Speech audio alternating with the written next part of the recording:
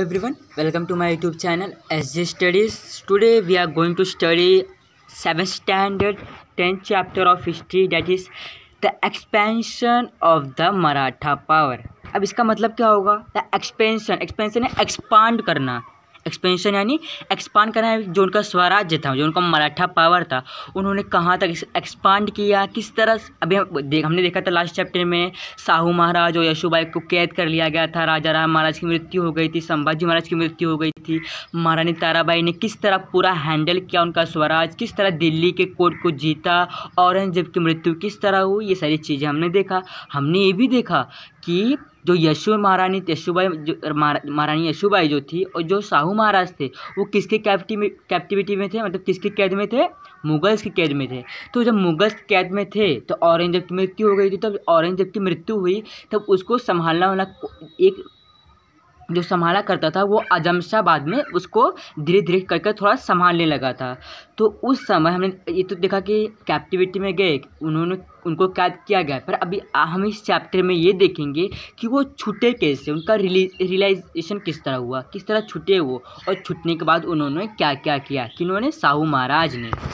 Eight the beginning of Maratha war independence the Mughal were the offensive were the Maratha were on the defensive. यानी कि हमने देखा कि जब हमने जो मराठा वॉर ऑफ इंडिपेंडेंस जो हमारा लास्ट चैप्टर था उसमें हमने देखा कि जो बिगिनिंग में था, हाँ, Mughals were on the offensive were as the Marathas were on the defensive. यानी कि मुगल्स जो थे वो हम पर वार करते थे। बिगिनिंग में जो हमारा चैप्टर था उसके बिगिनिंग में हमने देखा राजा राम महाराज को कितना सारा वॉर किया उन्होंने, कितनी सारी चीज़ें उन्हें, मतलब जिंजी फोर्ट से हटाया, फिर रायगढ़ फोर्ट से हटाया, फिर महाराष्ट्र से हटाया, फिर उनकी मृत्यु हो गई। यानी कि जो मराठास थे वो ऑफेंसिव यानी हम पे वार कर रहे थे, और डिफेंसिव कौन थे? मराठास थे। मुगल्स हमारे ऊपर वार कर रहे थे और हम उनसे डिफेंस कर रहे थे, यानी कि उन्हें रोक रहे थे। हम उन्हें कुछ कर भी नहीं सकते थे। उस समय जो हमारी परिस्थिति थी, जो हमारा बोलते हैं ना, सबकी मृत्यु हो गई थी, कोई राजपाट को संभालने वाला नहीं था, इसलिए हम खाली डिफेंस कर सकते थे, हम वार नहीं कर सकते, किसी के ऊपर युद्ध नहीं कर सकते थे। एंड फिर बाद में the situation however was reverse at the end of war independence. यानी कि जब लास्ट हुआ, जब हम चैप्टर ख़त्म होने पे आ गए तो वहाँ पर क्या हुआ? ये उल्टा हो गया। जो सिचुएशन था ये उल्टा हो गया। अब मुगल्स डिफेंसिव होंगे और मराठास ऑफेंसिव होंगे, यानी मराठास वार करेंगे और मुगल डिफेंस करेंगे। मुगल्स चुप बैठेंगे और मराठास वार करेंगे। ऐसा लास्ट में हुआ। The Mughals were thrown on the defensive against the Marathas. यानी कि जो मुगल्स थे वो डिफेंसिव करते थे, किसके ऊपर? मराठास के ऊपर, यानी मराठास से डरा करते थे। पहले मराठास थोड़ा डरती थी, पर बाद में मुगल्स डरने लगे थे, क्योंकि उस समय महारानी ताराबाई का शासन चलने लगा था। और महारानी ताराबाई एक नॉलेजेबल और बोलते हैं कैपेबिलिटी जिनके अंदर होती है, वो कोई भी चीज़ कर सकता है। तो महारानी ताराबाई ने ऐसा सब किया।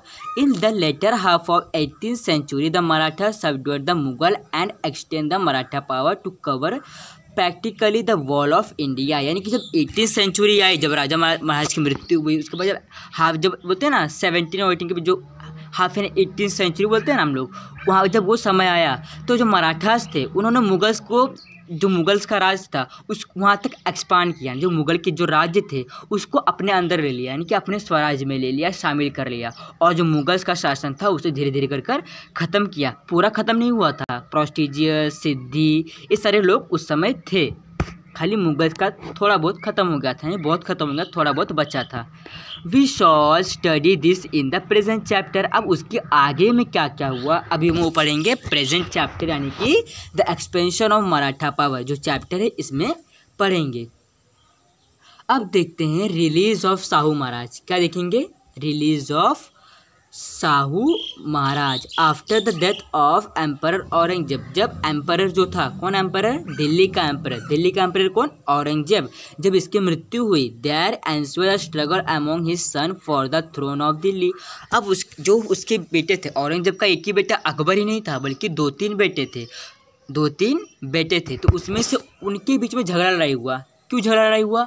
कि हमें दिल्ली का थ्रोन चाहिए, हमें दिल्ली का थ्रोन चाहिए, क्योंकि अगर कोई भी 2-3 बेटे रहते तो दोनों 3 बेटों का मानना होता है कि मैं राजा बनूंगा, मैं प्रशासन चलाऊंगा। ऐसा 2-3 मतलब जो बेटे होते हैं उनके बीच में झगड़ा लड़ाई होने लगा। किसके बेटे में? औरंगजेब के बेटे में।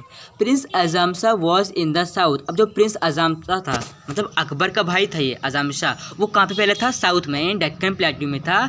जब उसने सुना कि दिल्ली में महारानी ताराबाई ने कब्जा किया, तो वो कौन था? आज़म शाह साउथ से वापस नॉर्थ में गया। दिल्ली नॉर्थ में ना, तो वहाँ पर गया वो अपने प्रशासन को लेने के लिए, यानी अपना हिस्सा लेने के लिए गया वो। एट वंस ही march towards Delhi to seize the imperial throne, यानी कि वो दिल्ली की तरफ बढ़ा। क्यों बढ़ा? क्योंकि उसे थ्रोन चाहिए था, उसे राजगद्दी चाहिए थी। किसकी राजगद्दी? औरंगजेब जिस पे बैठा करता था, जहाँ से वो पूरे मुगल्स को हैंडल करता था, वो गद्दी इन्हें चाहिए था। किन्हें? आज़म शाह को। इसलिए वो दिल्ली की तरफ बढ़ा। Prince Sahu was in his captivity. अब जो प्रिंस साहू महाराज थे, जो रायगढ़ में यशुबाई और साहू महाराज को पकड़ लिया था, तो यशुबाई शायद से उनकी मृत्यु हो गई थी और साहू महाराज जी खाली बचे थे, तो वो उनके कैप्टिविटी में थे, यानी उनके जेल में उन्होंने रखा था। Azam Shah believe that if Shahu Maharaj was released, there would arise a conflict between him and Maharani Tarabai for the gaddi of Maratha Chhatrapati. Azam Shah felt that this would sap the Maratha strength and therefore release of Shahu Maharaj.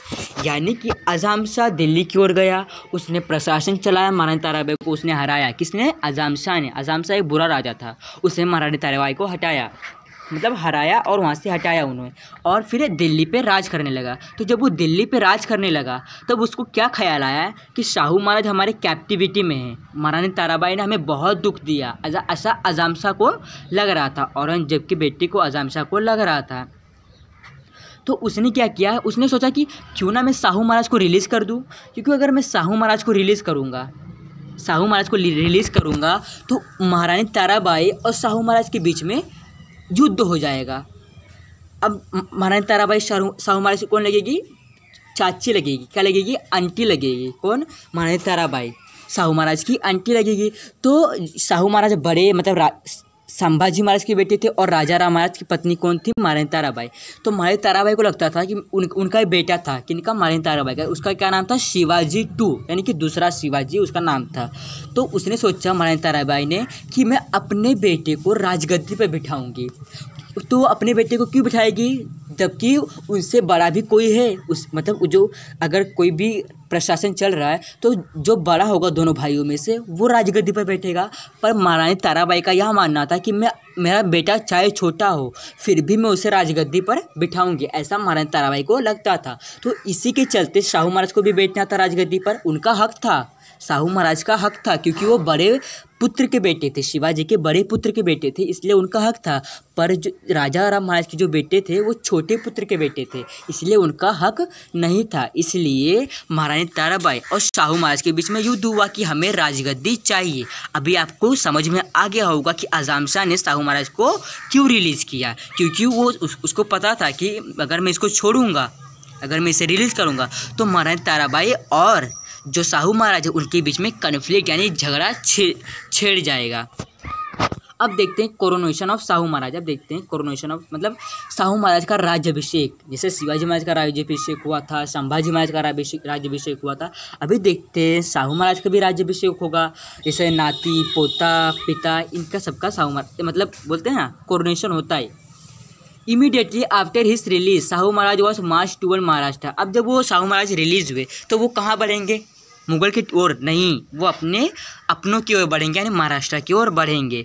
He was join bye सम मराठा सरदार। अब वो जब वो गए, कौन गए? शाहू महाराज महाराष्ट्र की ओर, तो सबको लगा कि हमारे महाराज आ रहे, शाहू महाराज हमारे आ गए। तो सबको बहुत खुशी हुई, और सब लोग मराठा सरदार थे, उन्होंने शाहू महाराज को ज्वाइन किया। But Maharani Tarabai did not accept his claim on the throne. पर जो महारानी ताराबाई थी, वो मतलब निकारती थी कि मैं शाहू महाराज को गद्दी पर नहीं बैठने दूंगी, सारे कार्य मैंने किए, सबको मुगल्स को मैंने हटाया, तो मैं इस शाहू महाराज को क्यों बैठने दूँ? अब जो ये आप बोलोगे कि अब जो मराठा में लड़ाई हो रहा तो इसमें सही कौन है गलत कौन है, तो मैं बताता हूँ। सही शाहू महाराज है, क्योंकि जो शाहू महाराज जो बड़े पुत्र के बेटे थे, यानी संभाजी महाराज जो बड़े थे राजा राम महाराज से, तो उनके बेटे होने के कारण राजगद्दी पर हक शाहू महाराज का होता है। पर महारानी ताराबाई का ऐसा मानना था, क्या मानना था उनका, कि मुगल्स को मैंने हटाया, सब सारा प्रशासन मैंने, जब परिस्थिति बिगड़ गई थी तो मैंने सही किया उसे, तो मेरा हक बनता है। पर वो उनका फ़र्ज़ था, कि इनका महारानी ताराबाई का वो उनका फ़र्ज़ था। वो अभी ऐसा नहीं बोल सकते कि सब कुछ मैं ले लूँगी, ऐसा नहीं बोल सकते। तो इसमें शाहू महाराज सही थे। The armies of Shahu Maharaj and Maharani Tarabai fought a battle at Kher on the bank of Bhima, यानी कि जो भीमा नदी था, भीमा नदी था, वहाँ के एक खेड़ नाम का एक मतलब बोलते हैं ना जगह था, जहाँ पे बैटल हुआ। किनके बीच में, महारानी ताराबाई के आर्मी के बीच में और शाहू महाराज के आर्मी के बीच में। यानी कि मराठा डिवाइड हो गए थे, कुछ जो मराठा सरदार थे वो शाहू महाराज की तरफ आ गए और कुछ मराठा सरदार जो थे वो महारानी ताराबाई के साइड में चले गए। तो जो इसमें क्या हुआ, Shahu Maharaj won the battle. अब इसमें महारानी ताराबाई से शाहू महाराज जीत गए। ही कैप्चर सतारा, अब उन्होंने सतारा को कैप्चर कर लिया। ही गॉट हिमसेल्फ क्राउंड, अब जैसे शिवाजी महाराज ने खुद का कोरोनेशन किया था, उसी तरह शाहू महाराज ने भी खुद का कोरोनेशन किया। पर शिवाजी महाराज ने 2 टाइप से कोरोनेशन किया था, पर इन्होंने एक ही टाइप से कोरोनेशन किया था, यानी कि खुद के जो उनका रीति रिवाज था उसके हिसाब से, दूसरे के रीति रिवाज से नहीं किया था। Satara became the capital of Maratha kingdom. अब जो सतारा था वो मराठा जो किंगडम था उसका कैपिटल बन गया था। For a while the mutual opposition between Maharani Tarabai and Shahu Maharaj continued, और फिर भी जो ये अपोजिशन था जो महारानी ताराबाई और शाहू महाराज के बीच में चलता रहा। भले ही चाची और भतीजे थे, फिर भी इनके बीच में कोरोनेशन जो मतलब बोलते हैं ना कन्फ्लिक्ट चलता रहा। Maharani Tarabai proclaim her minor son Shivaji two as the Chhatrapati at Panhala in 1710 CE, यानी कि जो शिवाजी टू थे, यानी कि राजा राम महाराज के पुत्र जो शिवाजी टू थे, उनका भी नाम शिवाजी रखा गया क्योंकि उनके बाबा यानी जो शिवाजी महाराज जो थे उनका ये नाती लगते थे।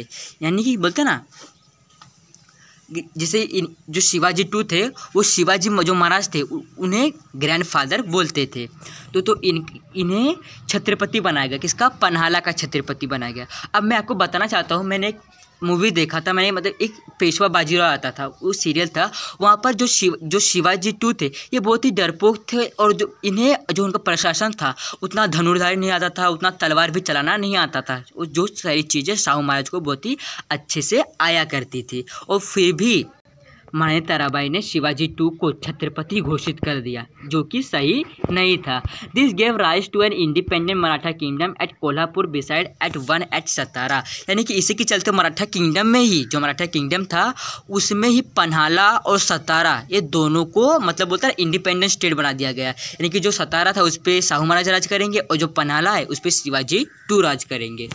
The early part of Shahu Maharaj life was spent in Mughal camps. अब हमको ये पता है कि जो पहले का समय था, जब शाहू महाराज जो बचपना ये कहाँ पे गुजरा, मुगल्स कैप्टिविटी में, यानी जो मुगल के कैंप थे वहाँ पर इनका बचपना गुजरा। किनका, शाहू महाराज का, क्योंकि रायगढ़ के फोर्ट पे ही ये कैप्चर हो गए थे। So he had seen Mughal politics from close quarters, यानी कि इन्हें जो मुगल्स थे उनकी बारीकी से बारीकी सारी चीज़ें पता थी। क्योंकि अगर समझ लो आपके माता पिता है, अभी वो क्या खाते हैं, क्या पीते हैं, कहाँ पर जाते हैं, क्या काम करते हैं, सारी आपको पता है। क्यों पता है? क्योंकि आप इनके साथ बचपन से रह रहे हैं। और उसी तरह शाहू महाराज भी मुगल्स के साथ बचपन से रह रहे थे, इसलिए उन्हें भी सारी चीज़ें पता थी कि मुगल्स के एक कदम कहाँ उठाता है तो दूसरा कदम कहाँ पर लेके जाता है। He knew the final point of Mughal. अब उन्हें मुगल के जो फाइनल पॉइंट्स थे, क्या क्या कार्य करते हैं, वो किन के पास कितना धन, ये सारी चीज़ें किन्हें, शाहू महाराज को पता था। And specially north Indian politics, और उन्हें नॉर्थ इंडियन पॉलिटिक्स यानी नॉर्थ कहाँ पे आता है, दिल्ली में। तो दिल्ली में औरंगजेब ने कैद करके रखा था, तो वहाँ की इन्हें पॉलिटिक्स यानी कि जो स्पेशली पॉलिटिक्स थे ये सारी चीज़ें इन्हें पता था, किन्हें, शाहू महाराज को। He knew strength and weakness of Mughal empire very well. अब इन्हें पता था कि मुगल जो एम्पायर है ये कहाँ पे टूट सकता है और कहाँ पे दृढ़ हो सकता है, इन्हें पता था, किन्हें, शाहू महाराज को। Also he was acquainted with the influential people in Mughal court. अब इन्होंने जो शाहू महाराज थे, इन्होंने जो मुगल कोर्ट था, जो दिल्ली का मुगल कोर्ट था, वहाँ पे कुछ जो मंत्री हुआ करते थे, कुछ सेनापति हुआ करते थे, उनसे शाहू महाराज ने बहुत ही अच्छा रिलेशनशिप बनाया था, जिसके चलते इन्हें बहुत सारे प्रॉफिट भी हुए।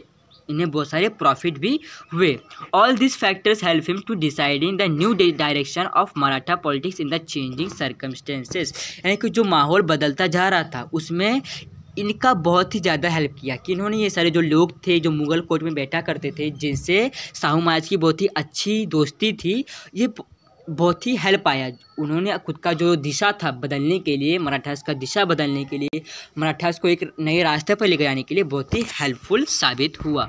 Aurangzeb successor had given up his policy of destroying the Maratha power. अब जो औरंगजेब था उसका क्या मानना था कि मराठा पावर को मैं एकदम डिस्ट्रॉय कर दूंगा, एकदम ख़त्म कर दूंगा और मैं वहाँ पर राज करूँगा, पर उसका सपना ही रह गया, उसका सपना ही रह गया। So the Maratha adopted a new policy, और इसी के चलते मराठास ने न्यू पॉलिसी अडॉप्ट की। उनका पॉलिसी क्या था? इंस्टेड ऑफ फाइटिंग, झगड़ा करने की बजाय विद द मुगल पावर के साथ झगड़ा करने की बजाय, they decided to protect it and expand their own empire in that role. अब जो औरंगजेब था वो क्या सोचता था कि मैं अगर मराठास को जो लैंड कैप्चर करूँगा उसे तोड़वा दूंगा और वहाँ पर खुद का घर और ये सारी चीज़ें स्थापित करूँगा। पर मुगल जो मराठास थे ऐसा नहीं माना करते थे। मराठास को ऐसा लगता था कि अगर जो घर बना है उसे टुरवाना क्यों, उसमें क्यों ना हम जाकर रहे, अपनी प्रजा को शामिल कर दे उसमें, उसको टुरवाना क्यों, हमें और भी ज़्यादा लॉस होगा अगर हम उसे टुरवाएंगे। ऐसा मराठा सोचने लगी। जैसे बोलते हैं ना, they believe that restoring an old temple is good as building a new one. यानी कि नया टेम्पल बनाने से अच्छा क्यों ना उसी जो घर है उसको रिस्टोर कर दे, यानी कि उसको थोड़ा ऊपर से बोलते हैं ना रिनोवेशन करवा दे, वो अच्छा रहेगा। क्यों नया बनाना अच्छा रहेगा? जब इतना नया बना अच्छे से तो उसको क्यों ना बोलते हैं वापस से रिस्टोरिंग करवा दे, यानी कि उसको वापस से ऊपर का जो पेंटिंग वो करवा दे, तो उसको टुरवाने की क्या ज़रूरत। तो मराठा जो थे वो अगर और मुगल्स के कोई भी लैंड कैप्चर करते थे तो उसे वैसे ही रहने देते थे और उसके ऊपर खुद का पेंट मरवा देते थे। मतलब बोलता खुद का पेंट, मतलब जैसे शाहू महाराज का चित्र बनवा दिया, उसके ऊपर कुछ अच्छे कलर्स मरवा दिए उस पर, जिसके चलते जो स्वराज है उसका लुक अलग हो जाता है। उसको पता ही नहीं चलता कि इसके ऊपर पहले मुगल राज किया करते थे, ऐसा लगता ही नहीं था। The Mughal power faced the threat of Irani and Afghani invaders from the northwest and also the local Pathan, local Rajput, Jat and Rohilla rulers। अब जो मुगल पावर थी इन्हें बहुत ही ज़्यादा बोलते हैं ना, अगर कोई भी इंसान है अगर उसके पास पैसा ना रह जाए, कोई चीज़ ना रह जाए तो वो टूटने लगता है, और इसी के चलते उसका कोई साथ भी नहीं देता। तो इसी के चलते ईरानी, अफगानी और जो राजपूत थे, जट, रोहिलास, पठान्स, ये लोग इनके ऊपर अगेंस्ट हो गए। पहले इनके साथ थे पर बाद में इनके अगेंस्ट हो गए, क्योंकि ये कर्जा चुका नहीं पा रहे थे। किसका कर्जा? ईरानी, अफगानी का जो कर्जा था जो मुगल ने लिया था खुद का लैंड एक्सपांड करने के लिए, वो कर्जा चुका नहीं पाए। इसके चलते ये उनके अगेंस्ट हो गए, मतलब उनके बीच में झगड़ा होने लगा। The internal competition and tussle in the court had also weakened the Mughal power. अब ये सारी चीज़ें जो इंटरनल कॉम्पिटिशन होने लगे, टजल्स होने लगे, यानी कि लड़ाई झगड़े, इसने मराठा पावर को अंदर ही अंदर पूरा एकदम मतलब खोखला कर देना, अंदर ही अंदर खोखला कर दिया। Due to all this the Delhi court needed the help of the Marathas. और इसी के चलते जो दिल्ली कोर्ट थी उससे मराठास की हेल्प की ज़रूरत पड़ी कि अभी हाँ मराठास के हम कुछ रिक्वेस्ट करेंगे, उनके अधीन आ जाएंगे, जिसके चलते हम जो लोकल पठान थे, राजपूत थे, अफगानी, ईरानी, इनका कर्जा कुछ तो कम कर पाएंगे। ऐसा मुगल्स को लगने लगा। यानी मुगल पूरी अंदर से पूरा खोखली और पूरी टूट चुकी थी। अब देखते हैं बालाजी विश्वनाथ। अब आप बोलेंगे बालाजी विश्वनाथ कौन है? तो आपने बाजीराव का नाम सुना? बाजीराव मस्तानी पिक्चर देखा होगा आपने। तो ये जो बाजीराव थे इनके पिता थे बालाजी विश्वनाथ, यानी कि जो बालाजी विश्वनाथ थे वो बाजीराव के पिता थे, यानी कि बाजीराव बालाजी विश्वनाथ के बेटे थे। After Shahu Maharaj were release by Mughal, जब शाहू महाराज को रिलीज़ किया गया मुगल्स के, he made Balaji Vishwanath as a Peshwa. पहले जो बालाजी विश्वनाथ थे ये महारानी ताराबाई की तरफ से थे, पर जब इन्हें पता चला कि जो संभाजी के बेटे शाहू महाराज रिलीज़ हुए और जो प्रशासन है उसके ऊपर शाहू महाराज का हक बनता है, तो बालाजी विश्वनाथ किसके साइड हो गए, साहू महाराज के साइड हो गए। तो जब ये साहू महाराज के साइड हुए तो जो साहू महाराज थे उन्होंने इन्हें अपना पेशवा बना लिया। Balaji held from Shrivardhan. अब बालाजी कहाँ से आते हैं, मतलब कहाँ से इनका जन्म पालन पोषण हुआ, श्रीवर्धन एक गांव था, कहाँ पर था, कोंकण में, वहाँ से इनका पालन पोषण, इनका बचपना गुजरा। He was competent and experience. अभी बहुत ही बोलते हैं ना मासूम है, फिर बहुत ही युद्ध में बहुत ही ज़्यादा हमेशा तत्पर रहा करते थे। इनके तलवार धनुर्धरी जो लड़ाई झगड़े थे, मतलब ये वीर पुरुष थे और इन्हें एक्सपीरियंस भी था, इन्हें अनुभव भी ज़्यादा था कि कौन से माहौल में क्या क्या करना चाहिए। अगर मुगल हम पे इस साइड से वार कर रही है तो हमें कहाँ जाना चाहिए, इन्हें वार करना चाहिए कि नहीं करना चाहिए, इसमें इनकी जो दिमाग था ये ज़्यादा चला करता था। He convinced many Sardar that Shahu Maharaj was the real heir of Maratha Empire and made them join hand with him। यानी कि इन्होंने जो सरदार थे, छोटे मोटे सरदार से बड़े सरदार जो मराठा में थे, उन्होंने उनको बताया कि जो शाहू महाराज जी वही हमारे मराठा रूलर है, वही हमारे राजा हैं और उन्हीं को ही हमें साथ देना है। और इसी के चलते बहुत सारे सरदार बालाजी विश्वनाथ यानी शाहू महाराज के साइड आ गए।